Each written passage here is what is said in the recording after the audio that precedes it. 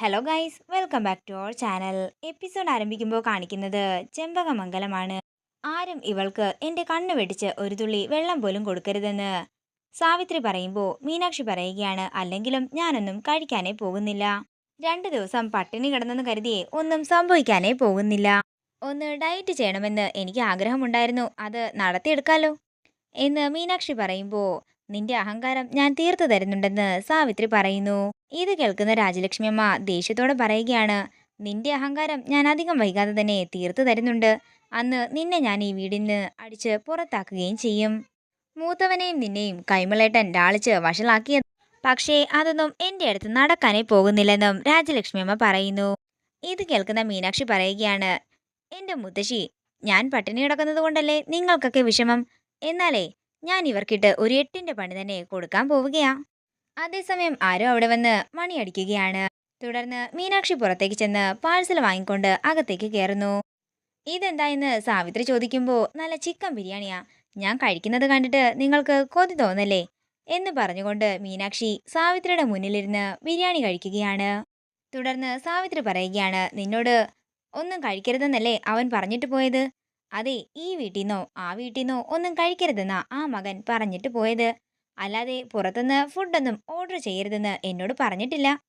അത്രയും പറഞ്ഞുകൊണ്ട് സാവിത്രിയുടെ മുന്നിൽ നിന്ന് ബിരിയാണി കഴിക്കുകയാണ് മീനാക്ഷി. പിന്നീട് കാണിക്കുന്നത് ഗിരീഷ് ചെമ്പകമംഗലത്തേക്ക് വന്നിരിക്കുന്നതാണ്. ഗിരീഷിനെ കണ്ടയുടൻ തന്നെ നന്ദിനിയെ വിളിക്കുകയാണ് രാജലക്ഷ്മി അമ്മ. ഇത് കാണുന്ന ജയറാം മനസ്സിൽ പറയുകയാണ്, മനഃപൂർവ്വം എന്നെ വേദനിപ്പിക്കാൻ വേണ്ടിയാണോ അമ്മ ഇങ്ങനെയൊക്കെ ചെയ്യുന്നത്. തുടർന്ന് ഗിരീഷ് പറയുകയാണ്, നമ്മുടെ കമ്പനിയുടെ ചില കാര്യങ്ങളെല്ലാം സംസാരിക്കാൻ വേണ്ടിയാ ഞാൻ വന്നത്. കൂടെ ഞാൻ ചെയ്ത കുറച്ച് വർക്കും നിങ്ങളെ കാണിച്ചു തരാം എന്ന് പറഞ്ഞുകൊണ്ട് ഗിരീഷ് താൻ ചെയ്ത വർക്കെല്ലാം അവരെ കാണിച്ചു കൊടുക്കുകയാണ്. തുടർന്ന് ഗിരീഷ് പറയുകയാണ്, ഞാൻ വന്നത് മറ്റൊരു പ്രധാനപ്പെട്ട കാര്യത്തിനും കൂടിയാണ്. നമ്മുടെ കമ്പനിയിലേക്ക് ചില മെറ്റീരിയൽസ് എല്ലാം വാങ്ങാനുണ്ടായിരുന്നു. ഇനി ഞാൻ മാത്രം ഒറ്റയ്ക്ക് പോയി വാങ്ങുന്നത് ശരിയല്ലല്ലോ. ഗിരീഷിന് എടുത്താ പോരെയെന്ന് രാജലക്ഷ്മി അമ്മ ചോദിക്കുമ്പോൾ ഗിരീഷ് ചോദിക്കുകയാണ്, അല്ല, നന്ദിനിയും കൂടി എൻ്റെ ഒപ്പം അയക്കുമായിരുന്നെങ്കിൽ നല്ലതായിരുന്നു. അതിനെന്താ, നന്ദിനി കൂടെ വരുമെന്ന് രാജലക്ഷ്മി അമ്മ പറയുന്നു. എന്താ മോളെ, നിനക്ക് പോയിക്കൂടെ എന്ന് രാജലക്ഷ്മി അമ്മ ചോദിക്കുമ്പോൾ അതിനെന്താ, പോകാമെന്ന് നന്ദിനിയും പറയുന്നു. അങ്ങനെ നന്ദിനി അകത്തേക്ക് ഒരുങ്ങാനായി പോകുമ്പോൾ ഗിരീഷ് പറയുകയാണ്, വേഗം തന്നെ കൊണ്ടുവിട്ടേക്കാം.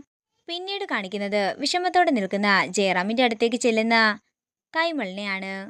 ഗിരീഷിന്റെ ഒപ്പം നന്ദിനി പുറത്തേക്ക് പോവുകയാണെന്ന് കൈമള് പറയുമ്പോൾ ജയറാം ചോദിക്കുകയാണ്, എന്റെ ഭാര്യയെ എങ്ങനെയാ മറ്റൊരാളോടൊപ്പം അമ്മയ്ക്ക് പുറത്തുവിടാൻ സാധിക്കുന്നത്. നിന്റെ ഭാര്യയോ ഏത് വകയിൽ.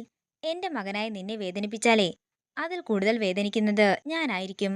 നീ കാരണം എന്നേ എന്റെ സമാധാനം നഷ്ടപ്പെട്ടതാ. നന്ദിനിയെ താലി കെട്ടിയപ്പോ നീയെ അവൾക്ക് കൊടുത്തൊരു വാക്കുണ്ട്, ജീവിതകാലം അവസാനം വരെയും നീ അവളുടെ ഒപ്പം ഉണ്ടാകുമെന്ന്. എന്നിട്ട് നീ എന്താ ചെയ്തത്. ചില സമയത്ത് നിന്നെ ന്യായീകരിച്ച് രാജലക്ഷ്മിയുടെ മുമ്പിൽ ഞാൻ നിൽക്കുമ്പോഴേ അവള് എൻ്റെ അടുത്ത് കുറച്ച് ചോദ്യങ്ങൾ ചോദിക്കാറുണ്ട്. അതിന് ഉത്തരം കിട്ടാതെ ഞാൻ പരതാറുമുണ്ട്. അനാഥയായ ഒരു പെൺകുട്ടിയെ മകന്റെ ജീവിതത്തിലേക്ക് ക്ഷണിച്ചപ്പോ മകനോ അവളോട് ചെയ്തത് കൊടും ചതി.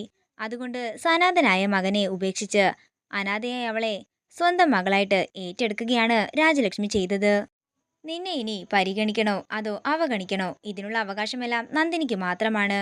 എനിക്ക് പോലും ഒന്നും ചെയ്യാനാകില്ലെന്ന് പറഞ്ഞുകൊണ്ട് കൈമൾ അവിടെ നിന്ന് പോകുന്നു. അതേസമയം നന്ദിനിയുടെ ഒപ്പം പുറത്തേക്ക് പോവുകയാണ് ഗിരീഷ്. ഇത് കാണുന്ന ജയറാം വിഷമത്തോടെ അവരെ നോക്കുമ്പോൾ ഞെട്ടലോടെ നിൽക്കുകയാണ് സാവിത്രി. തുടർന്ന് അകത്തേക്ക് ചെല്ലുന്ന സാവിത്രി ഇന്ദ്രജയെ വിളിച്ച് കാര്യങ്ങളെല്ലാം അറിയിക്കുകയാണ്. രസകരമായ ചില സംഭവങ്ങളെല്ലാം ഇവിടെ നടക്കുന്നുണ്ട്. തുടർന്ന് ഗിരീഷിന്റെ കാര്യമെല്ലാം ഇന്ദ്രജയോട് പറയുകയാണ് സാവിത്രി. തുടർന്ന് ഗിരീഷും നന്ദിനിയും പുറത്തേക്ക് പോയ കാര്യം സാവിത്രി പറയുമ്പോൾ ഇന്ദ്രജ പറയുകയാണ്, അവളെ തീർക്കാൻ പറ്റിയ അവസരമാണല്ലോ ഇത്. എങ്കിലേ സാവിത്രി ഒന്ന് ഫോൺ വെച്ചേ, എന്റെ 4-5 നായാട്ടുകാരെ ഞാൻ അങ്ങോട്ടേക്ക് അയക്കുന്നുണ്ട്. അത്രയും പറഞ്ഞ് കോള് കട്ട് ചെയ്യുകയാണ് ഇന്ദ്രജ. പിന്നീട് കാണിക്കുന്നത് ഗിരീഷിനെയും നന്ദിനിയുമാണ്. പോകുന്ന വഴിക്ക് ഗിരീഷ് പറയുകയാണ്, മെറ്റീരിയലുകൾ വാങ്ങാൻ മാത്രമല്ല ഞാൻ നന്ദിനിയെ ഒപ്പം കൂട്ടിയത്. നമ്മുടെ പഴയ കാലത്തെ ഓർമ്മകൾ എല്ലാം തന്നെ പറഞ്ഞുകൊണ്ട് ഒരു യാത്രയ്ക്കും കൂടിയാ. എത്ര പേരോട് കടപ്പെട്ടതാ നമ്മുടെ ഈ ജീവിതം. അങ്ങനെ പോകുന്ന വഴിക്ക് ഒരു കടയിൽ നിർത്തുകയാണ് ഗിരീഷ്.